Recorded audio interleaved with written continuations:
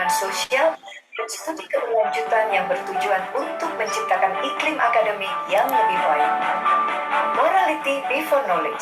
Kami percaya bahwa niat baik harus dilaksanakan sesuai dengan langkah-langkah yang benar, karena niat baik saja tidak cukup untuk membuatnya benar. Oleh karena itu, kami akan memastikan bahwa setiap langkah yang diambil untuk mencapai tujuan akan melalui tahapan etis yang tepat, mematuhi etika yang berlaku sepanjang perjalanan.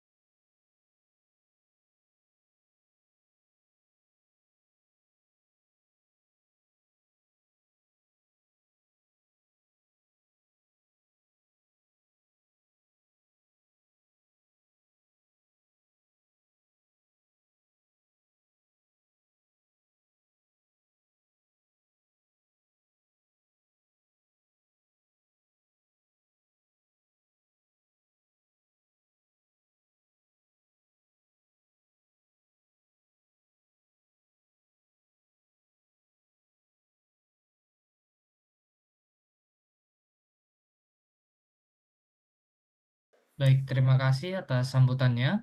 Memasuki agenda utama yaitu sesi presentasi dari pembicara pertama. Izinkan saya memperkenalkan pembicara pertama kita, yaitu Ibu Respita Hanifa MPD. Selamat siang, Ibu Respita. Bagaimana kabarnya hari ini? Selamat siang Kak Ranu, alhamdulillah baik.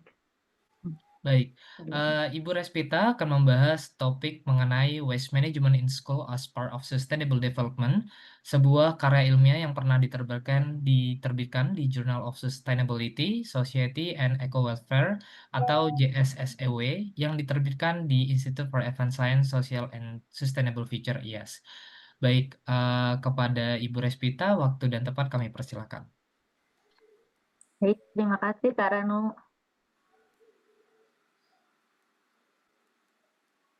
Izin share screen ya.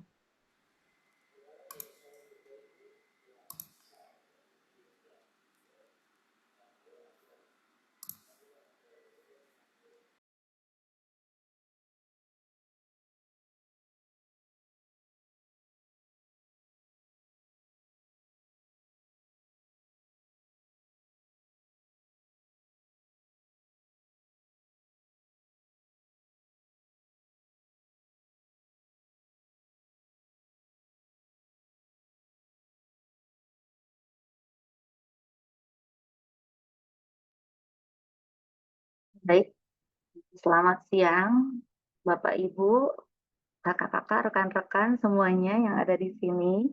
Salam sejahtera untuk kita semua. Di sini alhamdulillah kesempatan kali ini saya diberikan kesempatan untuk sharing atau diseminasi mengenai Waste Management in School as part of Sustainable Development. Senang sekali saya berada di sini bersama para ahli, para praktisi, baik dari bidang pendidikan atau dari lingkungan. Perkenalkan, saya Respita Hanifa. Saya seorang guru di SMP Negeri 2 Pasir Jambu, Kabupaten Bandung. Dan saya kebetulan baru menyelesaikan studi saya tepat 1 tahun yang lalu, Agustus 2024, dan saya agak sedikit aktif di sosial media, dan ini sosial media saya. Bapak Ibu rekan-rekan semuanya, ketika saya menulis paper yang didiseminasikan ini, saya termotivasi dari quotes yang Saya kutip ini dari Theodore Roosevelt, "Believe you can and you are halfway there." Mengapa demikian? Karena jujur saja, paper yang akan saya share hari ini adalah paper pertama saya ketika saya melanjutkan studi di Universitas Pendidikan Indonesia, dan saat itu karena saya baru pertama kali menulis paper, jadi saya sempat stuck. Tapi ketika, saya melihat tulisan ini, saya termotivasi untuk terus melanjutkan, menulis artikel ini, dan alhamdulillah ternyata hari ini saya diberikan kesempatan untuk, mendiseminasikannya di IAS. Terima kasih kepada IAS. Nah, kemudian saya juga merasa, apa ya, di sini kalau misalnya saya terasa, agak grogi atau gimana, mohon harap dimaklum ya, karena ini benar-benar, paper pertama saya, dan alhamdulillah kemudian saya juga bisa menulis paper-paper yang lainnya setelah saya menulis paper ini. Baik Bapak Ibu, rekan-rekan semuanya, sebelum saya melanjutkan, diseminasi mengenai paper saya, adakah di sini yang hari ini tidak menghasilkan sampah? Sepertinya semuanya ya menghasilkan sampah, termasuk saya dari pagi sampai siang ini sudah menghasilkan beberapa sampah. Ini tandanya topik ini sangat relevan untuk kita bahas, pada hari ini. Nah, ternyata sampah global yang dihasilkan itu mencapai 2,2 miliar ton per tahun. Dan ini data diambil dari 2022. Bahkan mungkin tahun ini bisa jadi lebih banyak, atau mungkin kesadaran masyarakat tentang kesadaran lingkungan itu lebih baik, dan bahkan mungkin angka ini berkurang. Kita mungkin harus update lagi datanya, tapi berdasarkan data 2022 ternyata sebanyak ini sampah yang dihasilkan. Bahkan sampah ini bukan hanya dari pabrik, bukan dari pasar, bukan hanya dari rumah tangga, bahkan sekolah juga menyumbang cukup besar eh, sampah global ya. Dan di sini ternyata pentingnya peran sekolah dalam membentuk budaya sadar lingkungan kepada siswanya. Nah, di sekolah ini bukan sekedar bersih-bersih, bukan sekedar bagaimana siswa memahami pengelolaan sampah, tapi di sekolah ini menciptakan kebiasaan atau karakter siswa yang akan mereka bawa di masa depan nanti. Dan bagaimana sekolah ini bisa menciptakan karakter tersebut melekat, supaya ketika siswa terjun di masyarakat itu sudah menjadi habit atau kebiasaan mereka yang lebih baik. Dan ini ternyata mendukung tujuan pembangunan berkelanjutan di poin 3, 13, dan 15.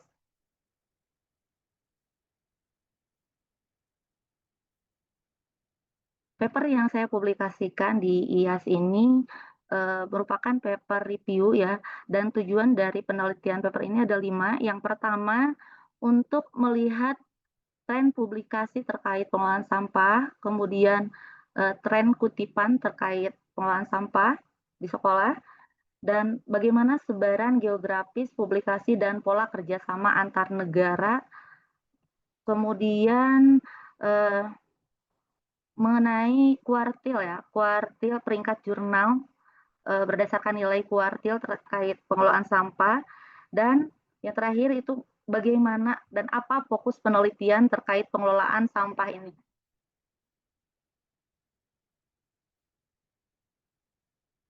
Dan ini metode penelitian yang saya gunakan dalam paper saya. Saya mengambil datanya dari Scopus sebagai database.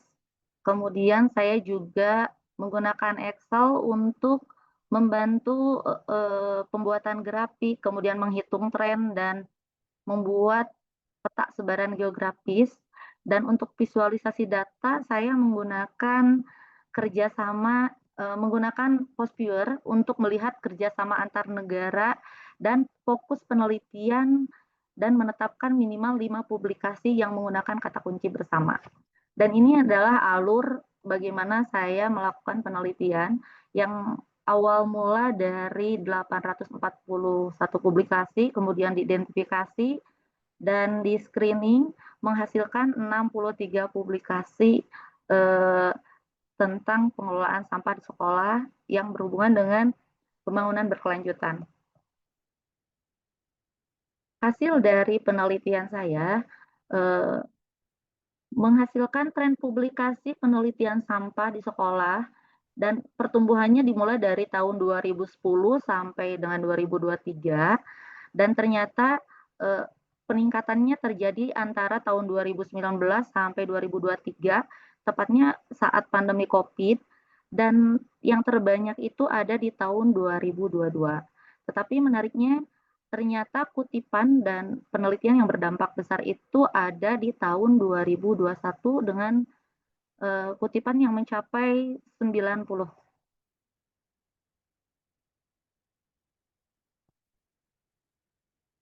Kemudian hasil sebaran geografis, di sini Indonesia ternyata menjadi negara yang paling berpengaruh dalam topik penelitian ini. Nah, Indonesia memiliki 11 publikasi dan memiliki 3 kerjasama antar negara. Sedangkan kalau dilihat negara-negara lain belum terlihat kerjasama atau kolaborasi dengan negara lainnya.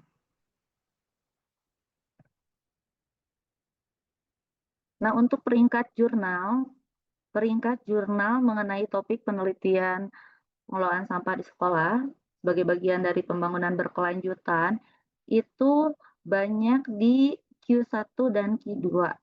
Artinya topik ini sangat penting dan sangat berkualitas dilihat dari peringkat jurnalnya. Sebanyak 26 jurnal ada di Q1 dan 20 jurnal ada di Q2. Kemudian untuk fokus penelitiannya, fokus penelitian yang pertama ada di Waste Management, Student and Education. Nah, fokus ini lebih ke tentang bagaimana karakter siswa itu diciptakan melalui praktek 3R dan pendidikan berkelanjutan. Kemudian untuk fokus yang kedua ini berhubungan dengan waste awareness dan teachers. Di sini memfokuskan tentang bagaimana guru menjadi teladan untuk membentuk kesadaran siswa terhadap kesadaran lingkungan siswa dan guru itu sebagai teladan ya, menjadi contoh. Dan kemudian untuk fokus yang ketiga itu tentang school dan solid waste. Di sini lebih ke tantangan sekolah, bagaimana sekolah menghadapi tantangan mengenai pengelolaan sampah. Dan ini butuh pengelolaan yang serius dan menjadi fokus riset yang relevan. Nah, itu hasil penelitiannya.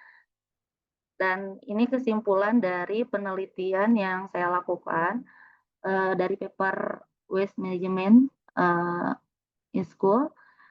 Nah, tentunya penelitian ini memiliki banyak keterbatasan ya, sehingga di sini ada beberapa rekomendasi. Nah, keterbatasan dalam paper yang dipublikasikan yaitu karena saya mengambil datanya hanya pada Scopus, kemudian lingkupnya juga masih general, kemudian data yang saya ambil ini sampai dengan Juli 2023. Mungkin sekarang sudah bisa berkembang lebih banyak lagi dan rekomendasinya di sini memang untuk penelitian berikutnya jadi lebih banyak gitu ya.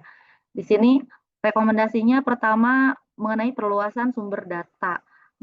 Nah, bisa mungkin di penelitian selanjutnya bisa menggunakan database lain seperti WOS atau database lainnya yang memberikan perspektif global. Kemudian melakukan penelitian tematik mendalam. Nah, seperti karakter lingkungan, kurikulum hijau, atau integrasi ekonomi sirkular di sekolah. Nah, kemudian rekomendasi selanjutnya melakukan studi komparatif antar negara. Di sini di penelitian selanjutnya bisa membandingkan kebijakan atau praktik pengelolaan sampah di sekolah antar negara. Kemudian analisis dampak program sekolah. Di sini berupa action research ya di sekolah untuk mengukur dampak nyata dari program pengelolaan sampah. Selanjutnya peningkatan peran guru dan siswa. Nah, rancangan program pelatihan guru dan penguatan peran siswa dalam kegiatan nyata seperti bank sampah, daur ulang, dan eco project. Nah, kemudian monitor dan evaluasi tren tahunan. Nah, sama seperti yang saya lakukan untuk melihat tren, ini mungkin bisa dilakukan secara berkala. Dan yang terakhir untuk pembangunan jejaring riset. Di sini untuk membentuk komunitas akademik atau kolaborasi riset sehingga kolaborasi antar negara, kolaborasi antar institusinya bisa lebih meningkat lagi karena tadi kan melihat kolaborasi didominasi oleh Indonesia dan itu pun baru 3 negara. Demikian kalau untuk papernya dan setelah saya kembali dari studi saya, setelah menulis paper ini, saya ingin sedikit berbagi tentang aksi nyata yang saya lakukan di sekolah bersama rekan-rekan.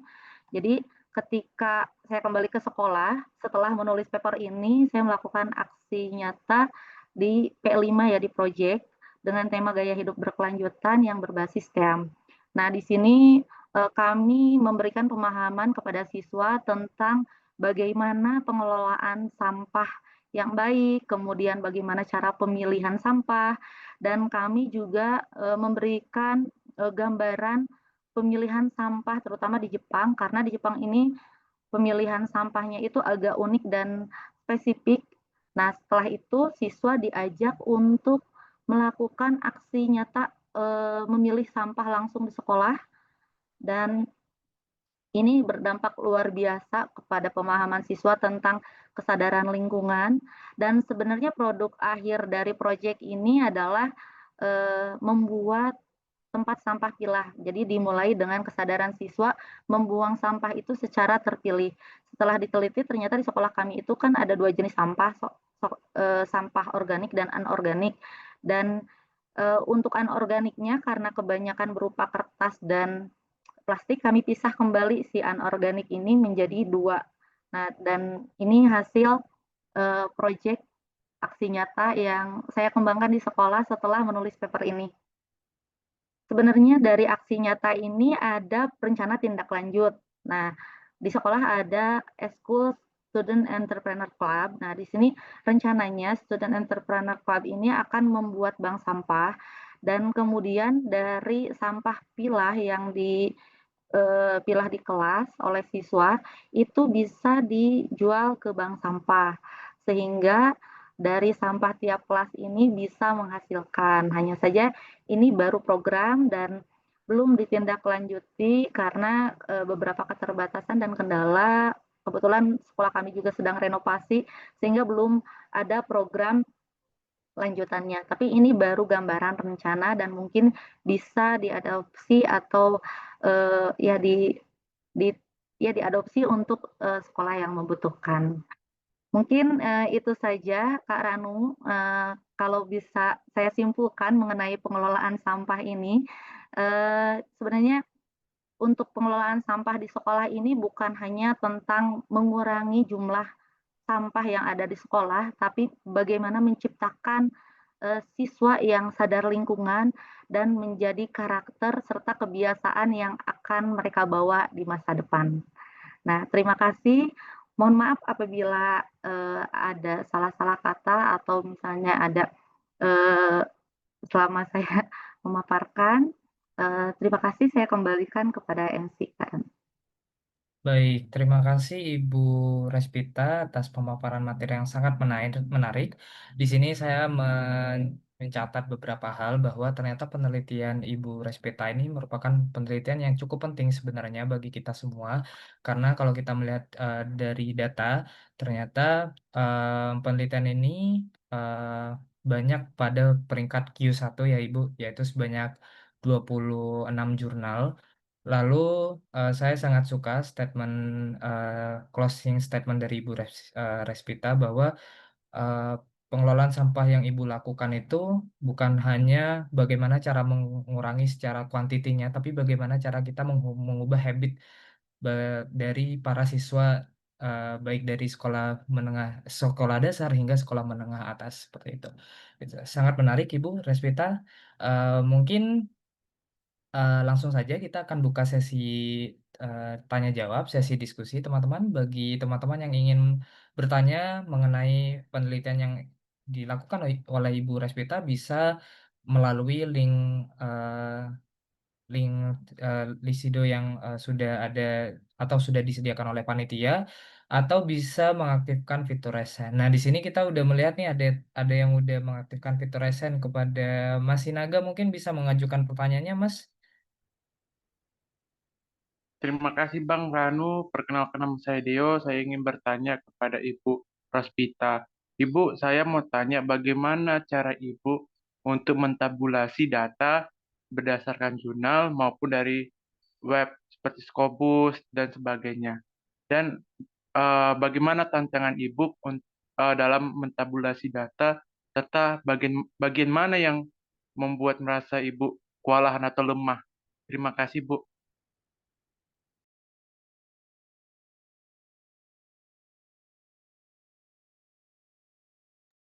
Langsung dijawab aja kan? Ya, mungkin bisa langsung dijawab, Ibu. Baik, untuk tabulasi data, saya mengambilnya langsung dari web Scopus, kemudian eh, saya menggunakan kata kunci, beberapa kata kunci, diantaranya Waste Management in School, kemudian seperti yang saya tampilkan tadi di metode penelitian, kemudian saya juga menyortir dari tahun, ketika saya melihat tahun ternyata mulai ada perkembangan itu dari tahun 2010 sampai 2023, karena saya melakukan penelitiannya di tahun 2023, saya sortir dari 2010 sampai 2023, kemudian saya juga menyortirnya melalui artikel yang khusus yang berbahasa Inggris. Nah, setelah itu baru saya melakukan penyaringan lagi menggunakan Excel. Setelah saya ekstrak datanya, saya melakukan sortir secara manual melalui membaca dari mulai abstrak, kemudian yang mungkin lebih mendalamnya dibuka dengan isi ketika ada yang masuk ya. Saya akan mengambilnya itu dari sekolah dasar sampai sekolah menengah. Nah, kemudian ketika ada yang sesuai, saya pilih dan dijadikan sebagai data akhir, dibaca dan didalami. Nah, kesulitan yang saya alami ketika saya melakukan penyaringan data, yaitu kadang isi dari penelitian itu tidak masuk gitu ke tujuan yang saya mau gitu. Jadi kadang saya bingung, saya baca ulang gitu. Itu yang membuat saya kebingungan, kesulitan dan sempat stuck gitu. Aduh, gimana lanjutkan nggak gitu untuk penelitian ini. Begitu mungkin Bapak. Semoga terjawab. Baik, gimana Mas, siapa tadi ya namanya? Mas Sinaga, apakah sudah menjawab pertanyaannya? Sudah Bang, terima kasih Bang. Baik, terima kasih. Nah, kita juga sudah melihat ada yang mengaktifkan fitur resen kepada Kak Nurul ya. Mungkin bisa langsung mengajukan pertanyaannya. Baik, terima kasih Bu. Selamat siang atas waktu yang telah diberikan kepada saya. Assalamualaikum warahmatullahi wabarakatuh. Saya izin permisi Bu Respita. Pertanyaan saya sedikit Bu terkait beberapa hal yang saya masih penasaran ya Bu. Kan terkait strategi penentuan kata kunci penelitian Bu dalam seed string. Seed string ini kan menjadi kata kunci terkait logika memegang peranan penting ya. Nah, bagaimana Ibu sebagai peneliti menentukan kata kunci agar hasil relevan bukan agar tidak terlalu luas. Terkait yang saya masih bingung Bu untuk Ibu kan menentukan rentang waktu analisis. Apakah rentang tahun publikasi ini memengaruhi jumlah dan relevansi data? Terkait apa kriteria yang digunakan, apakah ini nanti terkait penentuan periode analisis, gitu Bu. Dari validitas dan reliabilitas, apakah nanti data terjamin itu Bu? Mungkin itu saja Bu yang bisa saya sampaikan dari saya. Terima kasih. Baik, terima kasih Kak Nurul. Mungkin bisa langsung dijawab Ibu Respita.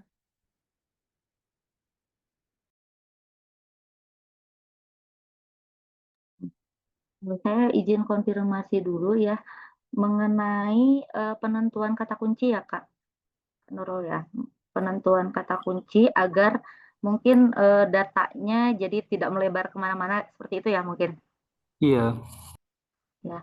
Kemudian tahun dan rentang tahun yang dipilih, penentuan kata kunci, kemudian tahun dan rentang tahun yang dipilih, kemudian yang terakhir itu validitas ya.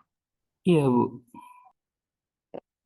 Nah, untuk eh, penentuan kata kunci sendiri, ketika saya menentukan akan meneliti tentang waste management, sebelumnya saya melakukan analisis data dulu, kira-kira apa yang muncul, apa yang kata kunci apa yang banyak muncul mengenai pengelolaan sampah. Saya tuh sebenarnya awalnya mencari tentang sustainable ya, tentang sustainable ternyata kemudian saya ambil data secara menyeluruh dulu di Google Scholar, kemudian saya masukkan dulu ke Postviewer, kemudian saya melihat ternyata banyak banyak dan apa ada yang berhubungan dengan sekolah gitu.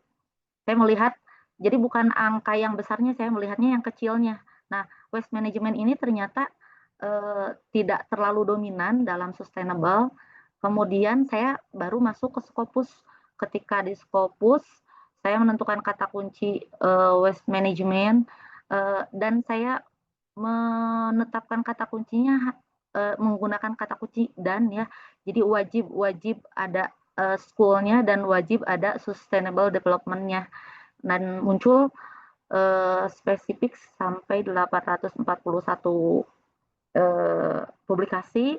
Nah, kemudian saya sortir lagi dari segi bahasa, kemudian dari rentang tahun karena melihat rentang tahunnya itu memang ternyata banyak munculnya ada munculnya di tahun 2010 sehingga saya ambil di tahun 2010 gitu. Jadi yang mulai adanya biar saya jadi tidak terlalu banyak gitu ya, tidak terlalu banyak mengambil datanya.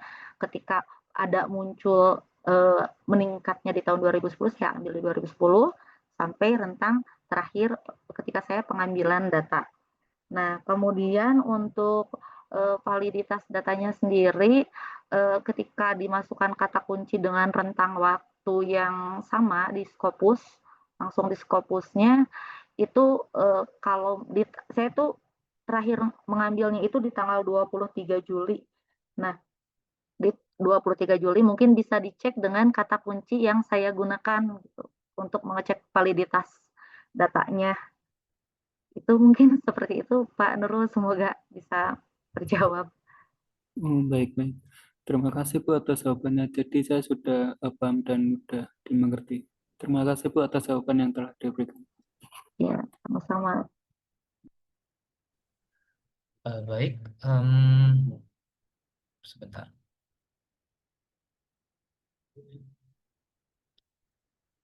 Kepada panitia mungkin bisa ditampilkan link Slido-nya biar kita bisa melihat apakah ada pertanyaan untuk Ibu Respita. Mungkin satu pertanyaan terakhir kali ya.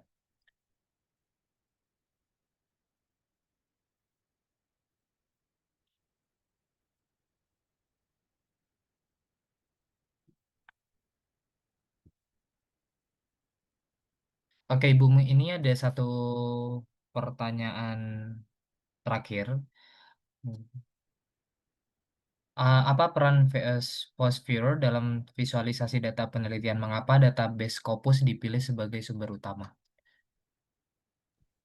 Baik, saya memilih Post Viewers di sini karena untuk menampilkan tampilan kata kunci terbanyak ya intinya mah itu ke Post Viewer itu dan melihat jaringan kerjasama atau kolaborasi antar negara, antar peneliti dan di Post Viewers ini saya juga eh, apa namanya mencari topik yang sedang relevannya gitu. Karena sebelum saya masuk ke Scopus, saya di Google Scholar dulu secara umum, secara luas gitu. Jadi saya ingin menampilkan dulu secara bibliometrik gitu, secara kata kunci yang banyak terpilihnya gitu. Karena kalau di Post Viewers ini, jadi kan tampilannya itu seperti kata yang membesar, bulat-bulat seperti itu kan jadi lebih enak gitu Kak. Sebagai saya yang awam penelitian gitu, ketika ini kan paper pertama saya, jadi ketika saya pakai Post Viewer itu enak gitu. Kemudian untuk database Scopus, saya pilih Scopus karena interdisiplinnya yang sangat luas ya. Gitu. Jadi banyak yang apa ya, banyak yang lebih mempercayai gitu ya Scopus, dan kemudian saya juga memang belum waktu itu belum mendalami database-database yang lain gitu, hanya baru sebagian besarnya dari Scopus. Itu saja mungkin. Baik Ibu Respita, karena waktu untuk sesi diskusi pertama sudah selesai, kita akan lanjut pada pemaparan presentasi kedua. Sebelumnya saya mengucapkan terima kasih banyak kepada Ibu Resputa atas pemaparan yang sangat menarik dan sangat membuka wawasan bagi kita semua. Oke, selanjutnya kita akan memasuki sesi diskusi kedua, atau lebih tepatnya kita akan masuk ke sesi presentasi kedua, yaitu kita akan melanjutkan ke pembicara kedua kita, yaitu kepada Ibu Dr. Lina Trimugi Astuti, SEMM. Selamat siang, Ibu Lina, bagaimana kabarnya hari ini? Siang, Pak Ranu, kabar baik. Sehat Alhamdulillah. ya. Baik, selanjutnya kita akan mendengarkan pemaparan dari narasumber kedua kita, yaitu Ibu Lina, yang akan membahas lebih dalam mengenai implementasi sekolah cerdas sampah melalui pendekatan praktis dan partisipatif. Beliau akan memaparkan pengalaman dari program Sabuta, sekolah sampah dengan cara yang tepat yang telah berhasil diterapkan di berbagai komunitas dan sekolah, serta membagikan strategi pengelolaan sampah yang efektif, berkelanjutan, dan berbasis edukasi lingkungan. Beliau akan menguraikan langkah-langkah praktis dalam mengintegrasikan konsep sekolah cerdas sampah ke dalam kegiatan belajar mengajar, mulai dari perancangan program edukasi yang relevan, penerapan metode kreatif, hingga cara mengevaluasi dampak program terhadap perubahan perilaku dan pengurangan timbulan sampah. Ya, tanpa berlama-lama lagi, waktu dan tempat kami persilahkan kepada Ibu Lina. Ya, baik. Selamat teman-teman semuanya. Saya panggil teman-teman aja ya, supaya lebih akrab nih kitanya. Jadi mungkin saya izin share dari saya, Kak Ranu. Oh, baik Ibu. Ya, Panitia. Mungkin bisa oke. di-cancel share-nya. Oke. Oke. Ini saya sampaikan salam dulu ya. Selamat siang semuanya. Salam sejahtera untuk kita semua. Semoga hari ini teman-teman eh, hadir dalam kondisi yang bahagia semuanya. Dan salam kenal Bu Respita. Luar biasa tadi penelitiannya ya, apa namanya, ngulik jurnal, ngulik jurnal yang nggak susah, apa nggak mudah ya ngulik jurnal itu juga. Mungkin kalau tadi saya coba perkenalkan ya dari profesi saya. Mohon maaf Ibu Jadi Lina, kalau sinyalnya dari judul ini dulu unstable. sebentar saya ya, Ya, sinyal sinyalnya kurang bagus ya ya. putus-putus suaranya Ibu. Hmm, sekarang sudahkah? Hmm, Sudah bisa? sudah lumayan. Saya coba pelan-pelan saja untuk menyampaikan supaya nggak terputus. Nah, jadi saya memang mengambil judul sebenarnya dengan apa pengolahan sampah di sekolah. Nah, kenapa nanti di sekolah itu juga mungkin saya akan sampaikan beberapa hal yang pernah kita coba lihat gitu ya dan rasakan bagaimana pentingnya pendidikan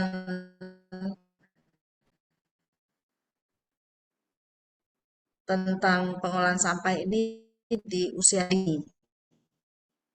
Nah, tadi dulu sedikit masalah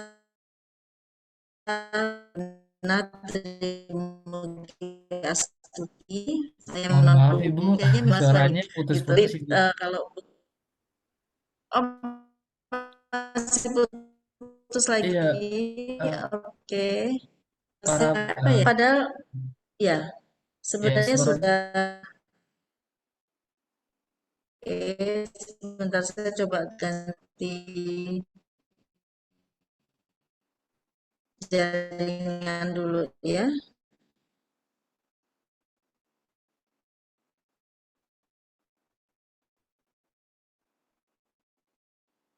Mohon maaf semuanya. Coba saya ganti jaringan sebentar ya. baik Ibu. Ya, oke. Barangkali saya harus stop share sebentar. Mudah-mudahan kalau sudah diganti tidak ada masalah.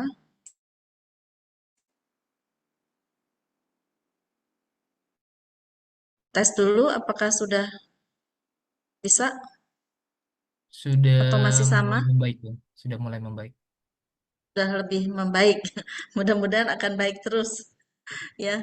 Nah, jadi saya lanjut ya, teman-teman. Ini untuk aktivitas saya sehari-hari. Saya memang sekarang ini banyak di penanganan konsultansi di bidang waste management maupun juga di eh, lingkungan, lingkungan hidup pada umumnya. Jadi seperti AMDAL, kemudian UKL-UPL, nah itu saya ada di situ. Kemudian saya pengajar di Universitas Satya Negara, di Jakarta Selatan ya. Nah, lalu juga saya sebagai founder di Enviro Total Solusi dan juga Lingkungan Hijau Makmur dan juga non-profit itu di Lembaga Kajian Astacita di Komite Persampahan dan juga ketua harian di IESA, Indonesia Environmental Scientist Association, lalu founder di Sabuta dan GUA. Nanti saya akan cerita apa itu Sabuta ya.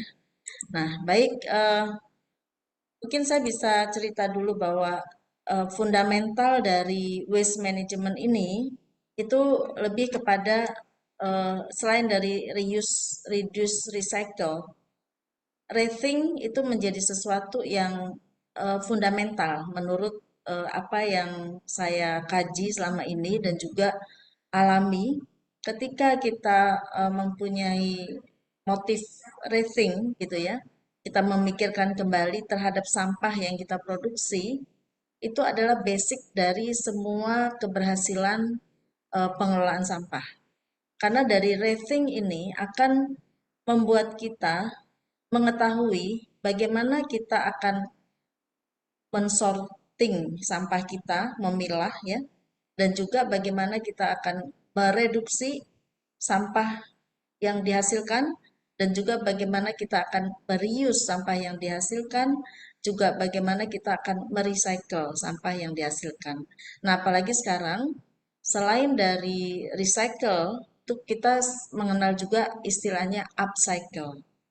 Jadi teman-teman semua, ketika kita berbicara pengolahan sampah, tiga aspek reduce, reuse, recycle itu akan mudah dilakukan jika kita melakukan rethink gitu ya. Kita benar-benar memikirkan sampah ini ada manfaatnya seperti apa. Kalau tadi Bu Respati sudah menyampaikan timbulan sampah kita banyak sekali ya sampai 2 miliar metrik ton ya Bu ya tadi ya seluruh dunia. Nah, kalau di kita nggak usah bicara terlalu jauh juga, kita ketahui bahwa di DKI juga itu adalah 7.500 ton per hari ya. Lalu di beberapa kabupaten kota berdasarkan yang kami kaji ketika membuat visibility study dan juga melakukan pendampingan pengolahan sampah itu bisa mencapai rata-rata ya di kabupaten kota kecil di suburban itu bisa di angka 1.000 ton per hari.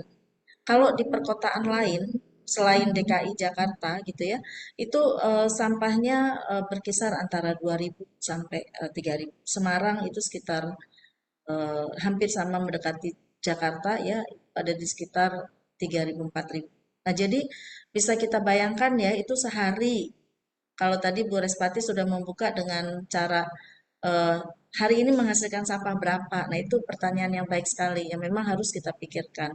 Sehingga sebenarnya jurnal ataupun penelitian tentang sampah ini gak boleh berhenti. Tuh.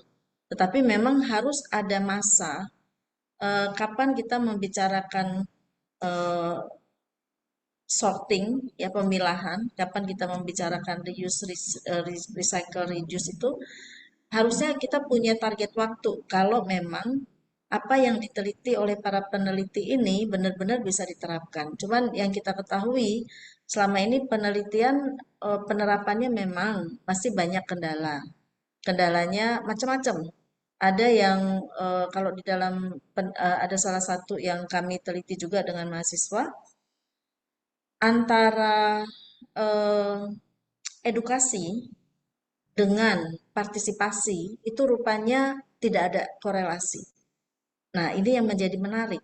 Kita paham, tapi kita tidak melakukan. Kenapa? Karena kita nggak rating gitu. Nah, ini yang harus dipahami oleh kita. Maka nanti kalau teman-teman di sini ada yang mau meneliti lebih lanjut, coba kita mengarah kepada reuse, recycle ini sudah seberapa efektif terlaksana. Dan itu harus sampelnya harus cukup kalau untuk masuk ke sana gitu ya. Nah, ini yang saya mau info dulu mengenai fundamental yang memang sangat dirasakan ini menjadi satu program yang sulit dalam prakteknya. Saya beberapa kali menemukan bahwa daerah ataupun satu wilayah, bahkan wilayah yang kecil ya, wilayah RW, itu untuk memilah saja sulit dan tetap membutuhkan iming-iming rupiah. Nah, ini yang bahaya menurut saya. Nah, lalu ada lagi pernyataan yang perlu diketahui oleh teman-teman semua. Eh, China, India, Thailand, atau Asia Tenggara pada umumnya, itu memang tidak memilah sampah. Gitu. Bahkan Singapura tuh memilah sampah hanya 2 bagian, organik, non-organik. Tambah satu lagi B3, dia bisa pilah. Tapi dalam hal ini, pengolahannya itu memang di hilirnya itu komit. Nah, jadi ada hal yang harus kita ketahui bahwa ketika kita melakukan penelitian mengenai efektivitas 3R, jangan lupa coba cek hilirnya gitu ya. Nah, ini karena sangat mempengaruhi untuk kita tuh bisa melakukan ketiga hal ini. Nah, lalu ini coba saya, mungkin ini beberapa sudah dibaca juga oleh Bu Respati ya, karena ini eh, apa namanya, ngulik berapa jurnal dari 100 jurnal kayaknya Bu ya. Nah, kita coba bahas satu-satu nih ya. Di 2016 tentang waste management, studi kasusnya di Italia. Dia menggabungkan antara pemeriksaan ya audit, terus redesign tempat sampah dan edukasi. Nah, ternyata dari resultnya memang menaikkan pembelahan material dan menurunkan kontaminasi aliran daur ulang. Nah, penulis ini juga menyusun paket tindakan praktis di sekolah. Nah, jadi memang redesign tempat sampah itu ada lagi yang mengatakan bahwa itu harus berpasangan. Nah, ini dievaluasi K sampai 12 ya, K to 12 dari kindergarten sampai ke SMA ya. Nah, diteliti oleh Turner et al. Nah, ini dia melakukan tematiknya adalah resources conservation dan recycling. Nah, di sini dia mengatakan bahwa dengan adanya penempatan tempat sampah berpasangan itu dia akan meningkatkan penangkapan material daur ulang dan ini memang efeknya nyata pada kertas dan botol karena dia memang berfokus pada recycling. Nah, lalu di tahun 2017 ini juga ada penelitian dari Jorpas et al. Ini Environmental Science dan Pollution Research, dia mengenai pencegahan di negara di Eropa dan meningkatkan pengetahuan praktik 3R pada siswa dan jadi di sini pemantauan pergeseran nyata dari pembuangan menuju pencegahan. Artinya kalau di sekolah-sekolah ini dilakukan dalam pola kita bicara pencegahan dulu ya. Nah, ini memang sudah diteliti tentunya dengan adanya edukasi, dengan adanya pemahaman, maka apa yang menjadi program dari sebuah pengolahan sampah harusnya bisa terlaksana. Nah, kita lihat dulu tematik yang lain. Ada juga tematik limbah makanan ya dari kantin. Nah, ini ada beberapa yang mungkin relevan itu dari Derku et al. Di 2000. Di sini mengusung sekolah berkelanjutan dan memetakan aliran limbah makanan, kemudian perubahan menu dan porsi dan keterlibatan siswa dan staf sekolah. Jadi dengan adanya pemetaan tersebut, kemudian dia melakukan perubahan menu dan melakukan keterlibatan siswa dan juga staf, itu menghasilkan pengurangan food waste. Kita tahu di komposisi dari sampah kita itu kan 60% adalah organik. Percaya tidak percaya memang itu kenyataannya, gitu ya. Dan saya sudah membuktikan di beberapa tempat antara 50 sampai 60. Memang kalau di satu lokasi perumahan elit ataupun lokasi apartemen gitu ya, itu tidak sebanyak itu, tetapi kalau kita melihat secara global satu wilayah itu adalah 60%. Nah, kemudian ada lagi di El Nakib ini dia meneliti tentang desain pasca pelatihan. Jadi setelah ada pelatihan dia coba cek lagi. Di sini memang terjadi penurunan makanan terukur melalui timbangan dan juga praktek penyajiannya juga diubah, gitu ya. Nah, kemudian di Palmer et al. Itu juga mengenai audit kemasan atau barang sekali pakai di sekolah, kemudian mengidentifikasi lokasi-lokasi yang banyak timbulan plastiknya dan kertas, kemudian memberikan rekomendasi substitusi. Nah, juga satu lagi yang dilakukan adalah terkait dengan banyaknya sampah apel yang memang masih cuman separuh pakai gitu ya, dan juga makannya nggak terlalu sampai ke bonggolnya gitu ya. Itu ternyata cukup banyak sampahnya. Nah, sehingga mereka mencoba untuk membuat kegiatan, oke, kalau gitu penyajian apelnya diiris aja gitu. Nah, kadang kan ini di banyak tempat ya, untuk taman kanak-kanak itu kan lebih sering diberikan makanan ya, sampai dengan SD itu dia diberikan makanan. Jadi ini yang terjadi, mereka membuat rating ini. Kalau saya bilang rating, oke, ini ada apelnya masih banyak yang tersisa gitu ya. Diapain nih coba? Oh, kita bikin apel iris aja. Nah, ternyata dengan apel iris itu mereka cukup gitu kan, sehingga tidak ada food waste gitu. Nah, lalu di Grady et al. Juga sama, dia membuat perangkat lunchroom organizer. Jadi ada sebuah wadah gitu yang dia desain sedemikian rupa sehingga untuk penyediaan misalnya nih kondimen-kondimennya yaitu misalnya bumbunya gitu ya. Nah, itu tuh dia diwadahkan di tempat yang memang tidak langsung ditaruh gitu ya. Nah, jadinya di sini terjadi penurunan sampah organik juga. Nah, sampah makanan ini kita ketahui menjadi problem yang pokok gitu di dalam sebuah pengolahan sampah, apalagi kalau dia dicampur. Itu juga selain menimbulkan polusi bau ya, polusi bau dan juga dia akan tidak bisa dimanfaatkan. Nah, ini kalau yang satan dan merah ini kayaknya dikutip juga nih oleh Bu Respati tadi. Nah, kemudian ada lagi yang mengenai composting ya, mengenai composting ini pendekatan whole school atau banyak sekolah yang dilihat. Jadi studi ataupun pembelajaran composting di sekolah itu menunjukkan kelayakan untuk dibelajarkan, untuk dijadikan literasi lingkungan. Nah, di mana mereka menggunakan life cycle assessment. LCA untuk menilai gitu ya. Sehingga di sini dilihat bahwa di sekolah itu memang perlu diajarkan bagaimana melakukan salah satunya organik itu adalah composting. Sehingga siswa ataupun staf sekolah itu diajarkan untuk atau memahami ya, oke sampah saya ini kalau saya buang begitu saja, ini memang betul dia akan terurai di alam ya, tetapi kalau dia olah maka dia akan bisa memanfaatkan lebih baik sehingga composting yang tadinya tidak terkendali langsung ke tanah dan juga bisa menyebabkan bau itu bisa dikendalikan dan juga bisa dilakukan untuk penanaman lain dan hasilnya adalah bahwa ada pergeseran yang tadinya dari TPA itu maka organik itu sekarang sudah diolah. Jadi sudah tidak lagi dibawa atau keluar ke TPA dan meningkatkan keterlibatan siswa. Salah satu yang juga kalau di Indonesia itu sudah ada yang namanya Adiwiyata. Adiwiyata itu program yang dikeluarkan oleh KLHK yang mana apa namanya sekolah-sekolah itu dinilai bagaimana mereka memperlakukan sampahnya. Itu salah satu indikatornya, bukan hanya sampah, tetapi itu adalah salah satu indikator.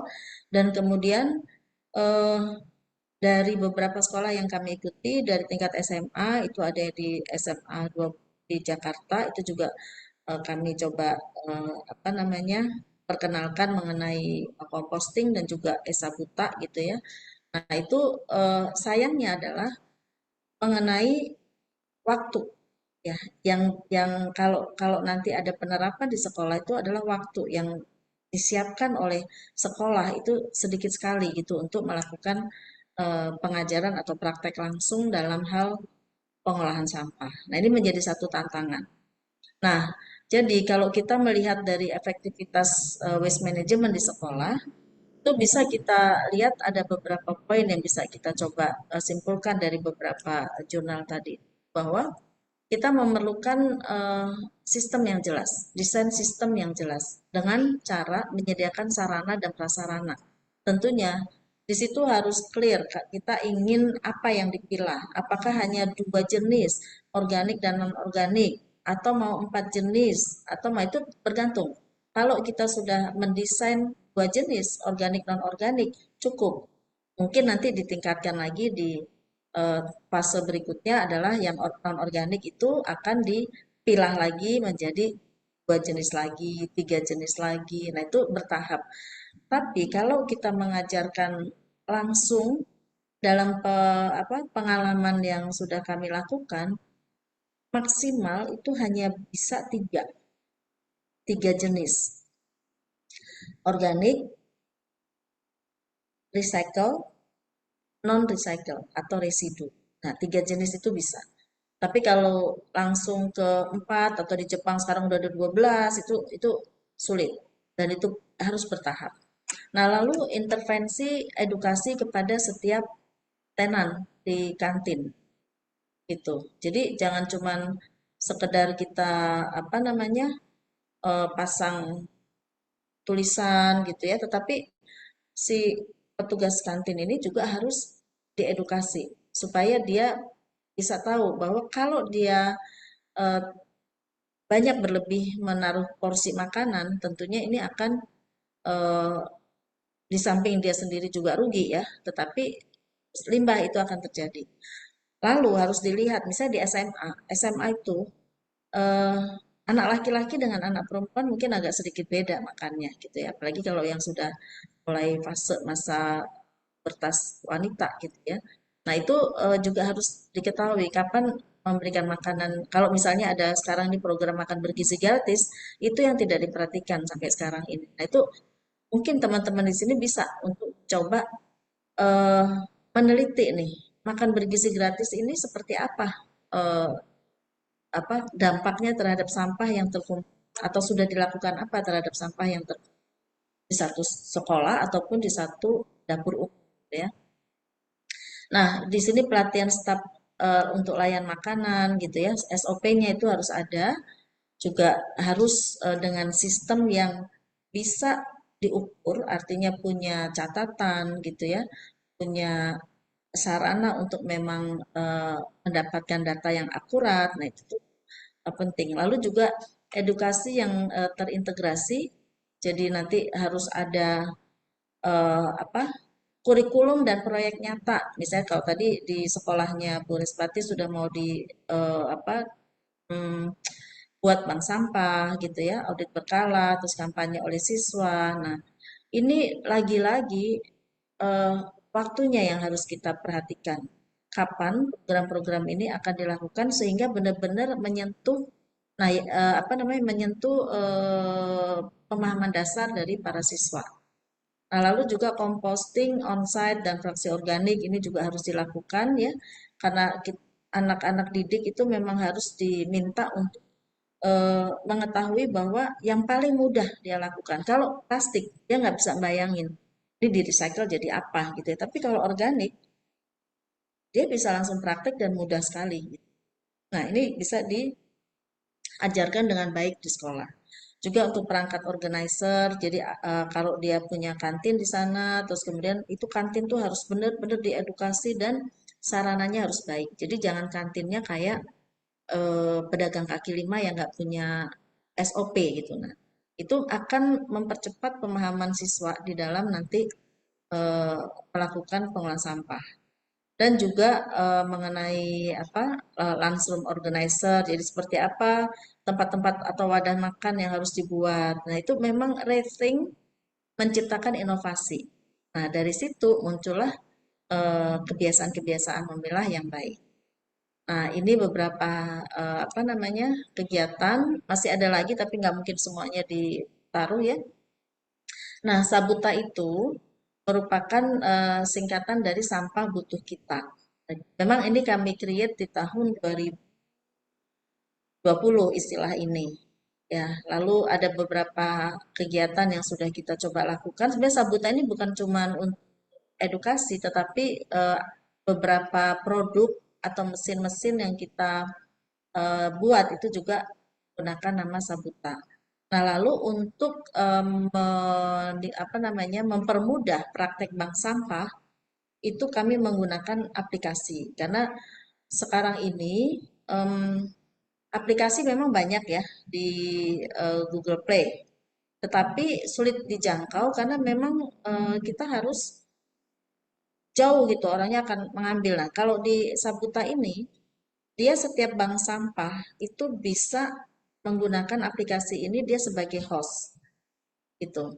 Jadi ada dua atau tiga layer.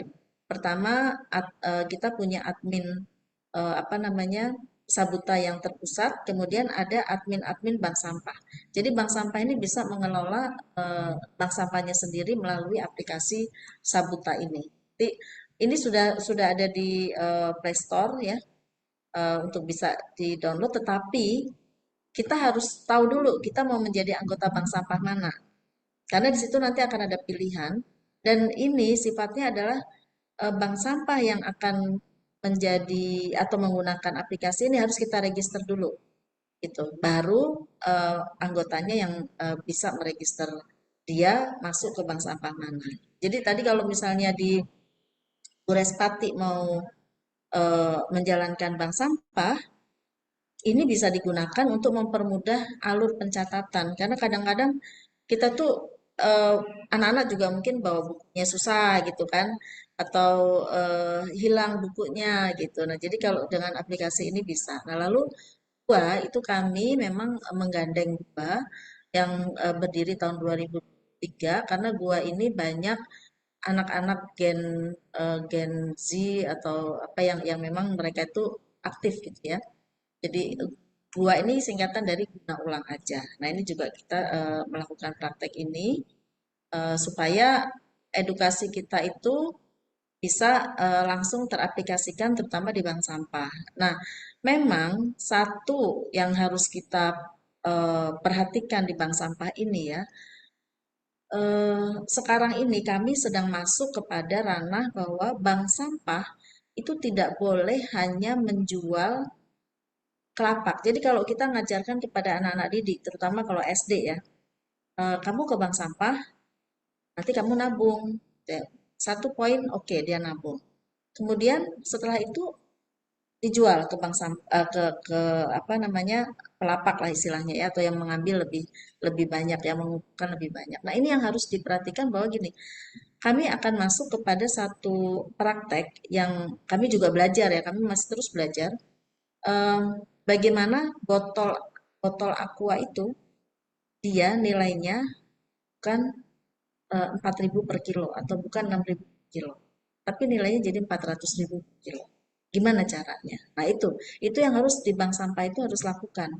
Artinya melakukan upcycle yang tadinya recycle semua, kita bagi, ada yang memang nggak tercover untuk di upcycle, kemudian ya terpaksa kita tetap kirim ke pendaur ulang. Tapi kalau bisa kita upcycle, kita upcycle. Dan juga kenapa bisa menjadi nilai segitu? Di sekolah, kalau kita bikin juga salah satunya adalah ekoenzim, itu juga bisa wadah-wadah itu jadikan tempat ekoenzim. Artinya kita jadi tidak lagi menjual eh, botol itu dengan nilai 4.000, tapi nilai satu botolnya itu udah 10.000. 1 kilo botol itu botol aqua ya, botol-botol plastik PET itu kan isinya kira-kira ada sekitar eh, 90 atau kalau apa nggak salah. Nah sekarang kalau kita 4.000 dikalikan 100 udah 400.000 gitu. Nah ini wacana seperti ini yang harus dibawa lagi nanti. Kita nggak, jangan yang konvensional lagi bahwa dikumpulkan kemudian kita bawa ke lapak, tapi bagaimana ini bisa bermanfaat untuk sekolah itu lagi gitu.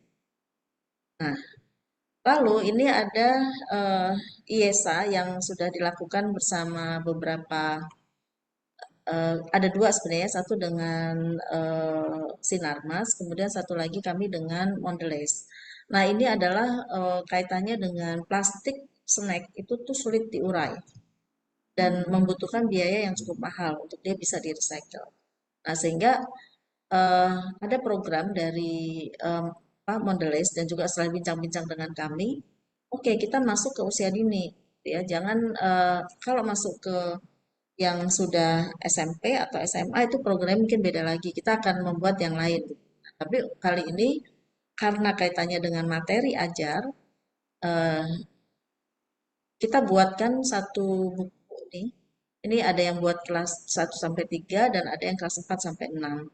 Di dalamnya selain dari beberapa informasi tentang bagaimana memilah atau 3R itu, dan juga ada assignment di situ, ada tugas yang harus dilakukan oleh anak-anak. Nah, jadi itu yang penting juga untuk kita lakukan. Bisa kita, maksudnya eh, materi-materi seperti ini bisa kita buat untuk sekolah. Ini sebenarnya kalau nanti dari setiap sekolah mau memiliki Mondelez itu bisa, dia akan berikan dengan senang hati gitu ya untuk ya ini. Nah, satu lagi itu adalah juga em, kami dengan Kementerian Pendidikan mengajukan, waktu itu kami mengajukan untuk membuat standar kompetensi lulusan dalam pengolahan sampah organik jenjang 3 operator. Jadi ini operator pengolah sampah. Ini ditujukan untuk yang sudah lebih advance, jadi artinya lebih usianya di SMA, SMP, SMA. Nah, atau yang putus sekolah. Jadi ini akhirnya masuk sekarang ke dalam Direktorat Pendidikan Dasar dan Menengah untuk satu standar kompetensi lulusan atau sertifikat advokasi ya sorry vokasi ya, sertifikat vokasi yang bisa diambil oleh masyarakat gitu. Nah, jadi ini menurut saya sih sesuatu yang panjang perjalanan kita ya untuk menuju kepada apa perilaku pengolahan sampah atau pemilahan sampah yang baik. Nah, jadi kalau saya bisa tutup dalam paparan ini, jadi perubahan besar memang harus selalu dimulai dengan langkah kecil. Nah, hari ini kita bisa menyadari atau mungkin anak-anak nanti juga menyadari bahwa pengolahan sampah bukan hanya soal membuang pada tempatnya, tapi juga soal membangun peradaban baru yang berakar pada kepedulian. Kepedulian dibangun dari pemahaman. Pemahaman dibentuk dari belajar dan mempraktekkan. Integrasi langkah antara masyarakat, swasta, dan pemerintah ini masih menjadi tantangan. Namun, Nah, kalau saya menyebut Bapak Ibu yang ada di sini mungkin atau teman-teman yang ada di sini adalah generasi X hingga Z barangkali ya. Nah, itu memegang peran kunci untuk membimbing generasi alpha. Sehingga nanti pendidikan-pendidikan dalam ataupun ajaran-ajaran dalam pengelolaan sampah ini mau nggak mau kita harus sesuaikan dengan generasi alpha. Seperti apa sih mereka itu kan kritis sekali ya. Jadi kalau dikasih sesuatu biasanya feedbacknya apa? Kemudian kalau dia lihat apa yang kita berikan itu tidak ada realisasinya itu biasa mereka bilang loh itu aja begitu. Nah jadi protesnya itu banyak gitu ya. Nah terus kemudian edukasi pengelolaan sampah di sekolah menjadi tidak berarti bila tidak ada langkah nyata dari rumah dan di masyarakat. Dan juga integrasi yang penting tuh integrasi masyarakat, swasta, dan pemerintah. Sekarang masih banyak gap, tapi harapannya nanti ke depan mudah-mudahan dengan sumbangan penelitian dari kita semua itu mudah-mudahan bisa lebih cepat gitu ya. Nah, kita bayangkan 100 tahun dari sekarang, mimpi yang bersih, sehat, bukan sekedar mimpi, tetapi warisan yang kita tinggalkan. Gitu. Jadi kita mulai dari diri sendiri, hari ini, sekarang, bersama-sama, menjadikannya gerakan yang tak terbeli. Jadi anak-anak sekolah ini sangat penting sekali untuk kita berikan edukasi, namun ketika mereka kembali ke rumah, ini yang harus kita eh, pikirkan bagaimana supaya ngeling antara sekolah dan rumah dan juga pemerintah. Ya, ini menjadi satu topik research yang menarik sebenarnya. Gitu, ya. Nah, terima kasih saya sampaikan kami dari IESA dan juga komunitas Sabuta. Semoga kita bisa berkolaborasi lebih lanjut ya untuk materi-materi research yang lebih operasional atau lebih aplikatif. Terima kasih Kak Ranu. Saya tutup presentasi saya siang hari ini. Kami persilakan jika ada hal yang ingin dielaborasi lebih lanjut. Baik, terima kasih Ibu Lina atas pemaparan materi yang sangat informatif tentunya. Pada hari ini kita akan membuka sesi diskusi teman-teman. Bagi teman-teman yang ingin mengajukan pertanyaan bisa mengisi lewat link Slido yang telah disiapkan oleh panitia atau bisa langsung mengaktifkan fitur raise hand teman-teman.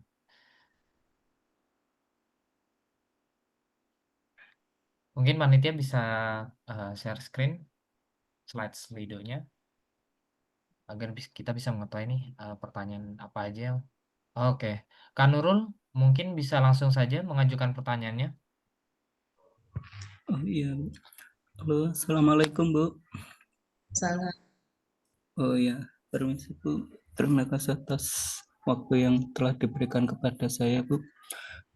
Saya izin menyampaikan pertanyaan saya Bu terkait perbedaan pendekatan tadi ya Bu. Kan pra dan pasca intervensi pada penyedia layanan makan menurut teman peneliti. Lah, terkait sejauh mana audit kemasan dan bahan sekali pakai di sekolah ini dapat berkontribusi Bu terhadap pengurangan limbah secara signifikan.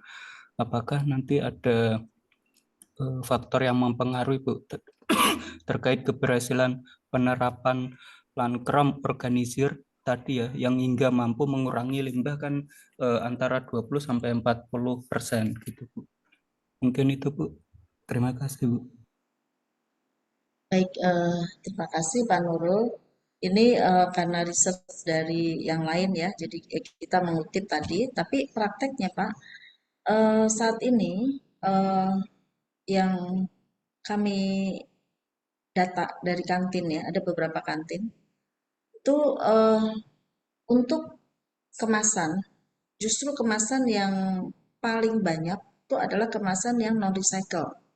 Jadi kalau misalnya kita membuat satu lunchroom organizer ya, tempat-tempat yang memang sesuai dengan apa namanya waktu makan, misalnya kalau makan pagi gitu, ya nggak usah semua tempat diisi semua gitu ya, atau makan siang itu harus ada juga apa kalau TK tentunya beda dengan SMP beda. Ini saya izin saya kaitkan dengan program makan bergizi gratis ya, yang di apa namanya dikeluarkan oleh pemerintah. Nah saat ini eh, yang dilakukan itu adalah mengganti semua bahan kemasan itu menjadi bahan tidak sekali pakai atau reuse. Nah, itu Pak, begitu kita menggunakan reuse, itu penurunannya itu sangat signifikan dari sisi sampah. Karena anorganik itu di dalam kantin itu menempati porsi sekitar 30% dari total sampah. Gitu. Nah, kalau itu diganti dengan yang reuse, tentunya yang berkurang itu adalah sekitar itu. Dan penelitian yang tadi dilakukan di Brasil itu, dia 20-48% gitu ya. Memang luar biasa, Pak. Nah, jadi kalau di sekolah, itu semua, apa ya, istilahnya di kantin sekolah itu sudah nggak ada lagi yang namanya plastik, sedotan, gelas, apa namanya, minuman eh, kemasan dalam kemasan gitu ya, itu pasti penurunan memang sangat signifikan. Nah ini Bapak Ibu kalau memang sedang apa namanya nanti meneliti di kantin, silakan, itu memang luar biasa dan dampaknya gitu, dan eh, edukasi ke pengelola kantin ini perlu gitu. Nah, namun satu hal saya mau cerita aja di luar sekolah. Di luar sekolah, di dalam satu komunitas, bukan komunitas sampah ya, eh, ternyata diganti pun dengan yang reuse. Perilaku dari bapak-bapak dan ibu-ibu itu berbeda, Pak. Kalau bapak-bapak dapat yang apa, bukan lunchbox tapi kita sebutnya tin wall ya, tin wall itu kan sekarang mereka yang jualan pakai tin wall, tapi eh, setelah selesai makan itu kalau ibu-ibu tuh bawa pulang gitu ya sebagian. Tapi kalau yang bapak-bapak itu buang. Jadi aduh sayang gitu. Nah, ini yang harus apa diedukasi juga si konsumernya, sehingga perlu ditulis di dalam setiap kemasan ini, kemasan ini dapat digunakan kembali. Nah, sehingga mereka tidak berpikir, tapi kalau sekarang nggak didiemin aja tuh. Jadi mudah-mudahan menjawab Pak dari saya nanti apa namanya, menarik kalau ada yang bisa meneliti mengenai sampah kantin pasca MBG. Ini menarik sekali untuk bisa diteliti. Demikian Baik, Pak. terima Terima kasih kasih Pak Pak. jawabannya. Iya Bu. Baik, sudah cukup Bu. Terima kasih banyak Bu Lina. Terima kasih Pak Nurul. Baik, selanjutnya kita melihat di sini ada Mas Sinaga. Mungkin langsung bisa mengajukan pertanyaannya, Mas Sinaga.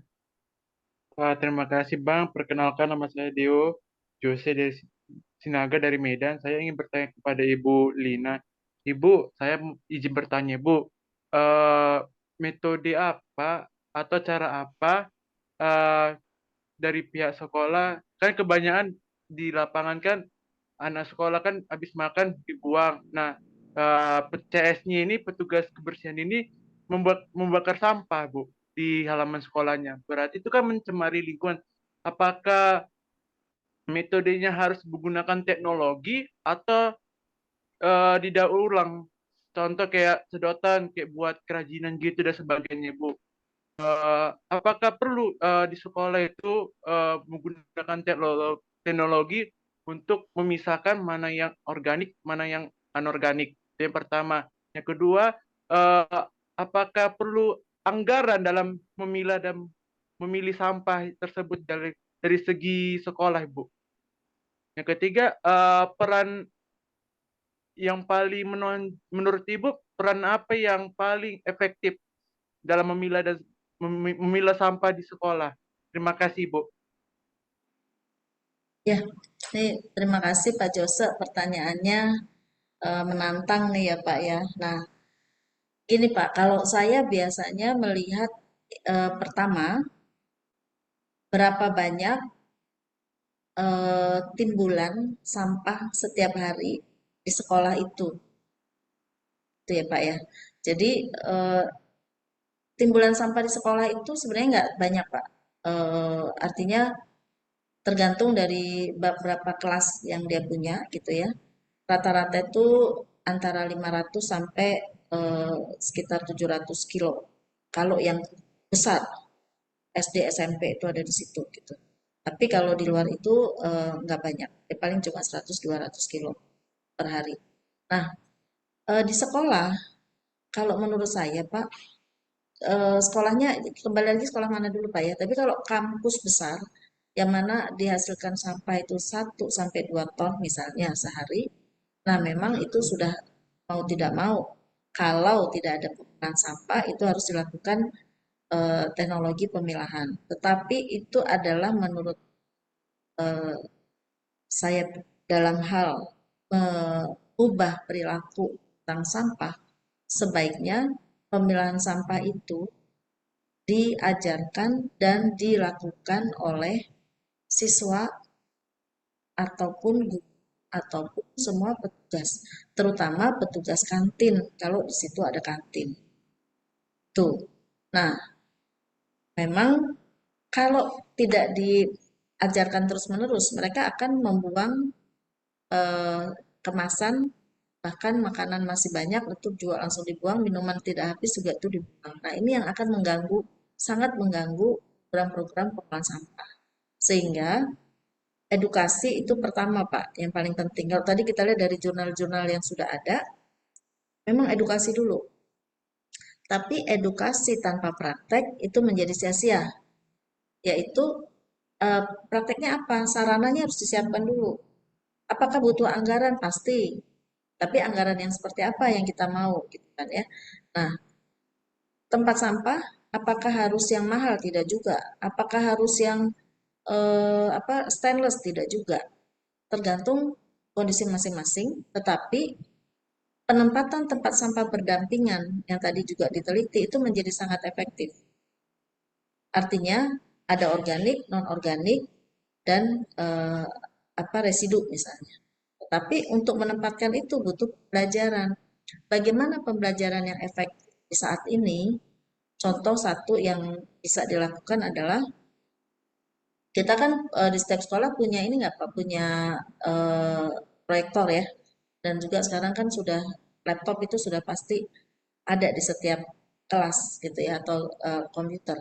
Nah, itu diputar setiap kali mau pembelajaran, putar tentang bagaimana memilah sampah. Bikin video singkat aja gitu kan. Nah, kemudian lama-lama anak-anak juga terpicu ya, tertrigger untuk dia bisa menempatkan sampahnya di tempat yang benar. Juga di kantin kita bisa taruh televisi gitu ya, bisa memutarkan video edukasi pemilahan sampah. Nah, kalau untuk peran mana yang paling penting, Pak? Di sekolah ya, Pak ya. Kalau di sekolah tentunya sangat penting peran guru dalam hal ini. Karena guru itu kan sangat sabar ya. Anak didik salah itu pasti, jangan begitu, harus begini gitu ya. Nah, jadi peran guru itu sangat penting di dalam eh, meningkatkan keinginan anak-anak untuk memilah sampah. Lalu kalau sudah dipilah, diapakan? Kan gitu ya Pak ya. Kalau tadi saya bilang kalau dengan aplikasi e-Sabuta itu dia bisa aja eh, piah yang dia dapatkan dari kita menghargai sampahnya dia berapa. Itu hanya untuk men-trigger. Tapi lebih lanjut dari lakukanlah eh, upcycle di sekolah masing-masing. Ada banyak ilmunya. Jadi botol tutup botol, botol plastik, kemudian bekas bungkus kopi, itu bisa dijadikan sesuatu yang memang tahan lama gitu. Jadi nggak langsung bisa dibuang. Kalaupun dia sudah kita bosan pakai, diambil lagi itu bisa di recycle lagi. Jadi intinya Pak dari semua itu adalah pengetahuan tentang memilah dan juga praktek pemilahan. Mungkin kalau kesimpulannya itu yang saya bisa ambil dari pertanyaan Pak Jose. Mudah-mudahan menjawab ya Pak. Terima kasih Ibu atas pemaparan dan penjelasan materinya. Ya Pak. Kasih kembali.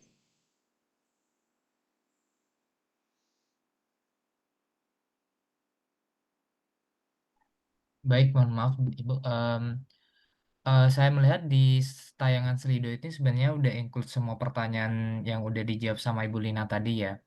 Maka dari itu mungkin untuk sesi diskusi kedua kita akhiri pada hari ini. Sebelum kita berlanjut pada sesi penutup, mungkin ada closing statement dari Ibu Respita maupun dari Ibu Lina. Mungkin bisa dari yang pertama, Ibu Respita, mungkin ada closing statement yang ingin disampaikan kepada para audiens. Baik, terima kasih Kak Ranu. Mungkin dari saya mengenai waste management di sekolah ini, eh, peran penting dari guru, kemudian tim sekolah itu sangat mendukung dari proses pengelolaan sampah di sekolah ini sebagai bagian dari pembangunan berkelanjutan dan tujuan utamanya adalah dari pengurangan sampah hingga pembentukan karakter dan pembiasaan siswa menjadi pribadi yang sadar lingkungan. Itu saja mungkin Kak Rano, terima kasih. Baik, terima kasih Ibu Respita. Mungkin bisa dilanjut oleh Ibu Lina. Ya, saya mengulang kembali beberapa hal gini. Mari kita bayangkan 100 tahun dari sekarang, bumi yang bersih dan sehat. Bukan sekedar mimpi, tetapi warisan yang kita tinggalkan. Mari kita didik anak-anak kita mulai dari usia dini untuk belajar cintai. Itu saja. Terima kasih. Baik, oke. Mungkin kita langsung saja ke bagian sesi penutup. Bapak dan Ibu rekan-rekan peserta webinar, tidak terasa kita udah sampai di penghubung acara. Terima kasih kami ucapkan kepada dua narasumber yang sangat luar biasa, yaitu kepada Ibu Respita dan kepada Ibu Lina, atas ilmu dan wawasan yang telah dibagikan dan tentunya materi yang udah dibagikan kepada kita semua sangat insightful sekali. Sekali lagi kami mengucapkan terima kasih kepada Ibu Respita dan Ibu Lina. Terima kasih juga kepada seluruh peserta yang telah bergabung dan aktif berkontribusi, dan jangan lupa terus mengikuti akun media sosial kami agar tidak ketinggalan pada event-event menarik lainnya. Bisa bisa dicek di Instagram IAS, yaitu @ias.pub. Lalu kami juga memiliki akun TikTok, yaitu ias.publisher. Lalu yang terakhir adalah akun Twitter @ias_pub. Sebagai penutup sesi ini, kami juga dengan bangga mengumumkan bahwa IAS akan menyelenggarakan lomba karya tulis ilmiah nasional yang akan dibuka pendaftarannya pada hari ini, yaitu 15 Agustus 2025.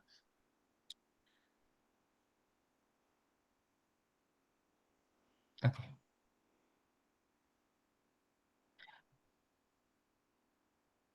Ya, untuk lini masanya pendaftarannya sudah dibuka untuk hari ini dan untuk deadline pendaftarannya yaitu tanggal 30 Oktober tahun 2025.